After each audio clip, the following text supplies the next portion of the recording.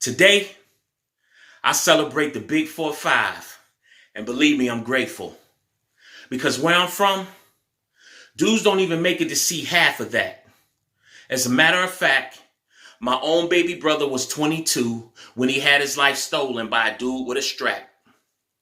Seeing my moms and my siblings cry was a tough time indeed.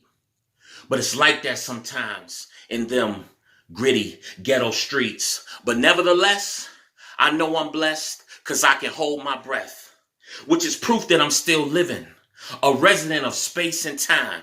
And I signed my lease on April 30th, 1975, and I'm still here, y'all. I said I'm still here, y'all. And I've been blessed with time. So no more time for wasting time in matters that don't make sense. In short, if it's purposeless, I have to abort, turn my back, walk away, and get back on track. Because I've got goals, and I don't want to be known as a half-bloomed rose.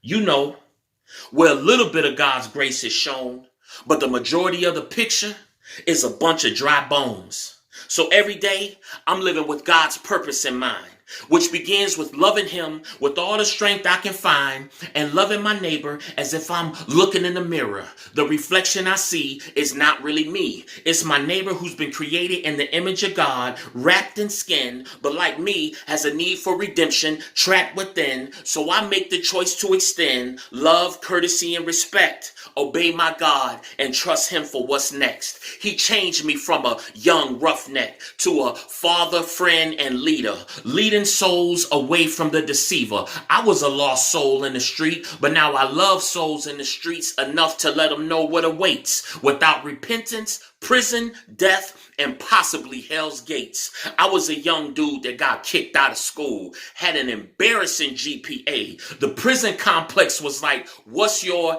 ETA? But years later, I'm in a program working on my doctorate. Anger is no longer dominant. So as I look back at that younger cat, I've become the exact opposite. A minister of the gospel, a husband of 22 years, and a father of 3. And with God's help, I did it without even knowing the dude that fathered me. And that used to bother me. But ultimately, I realized that I'm God's property. And the journey is still going.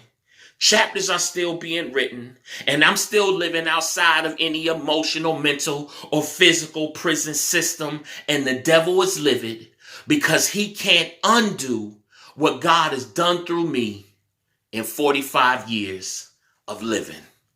I'm grateful for these 45 years. Happy birthday to me. Peace.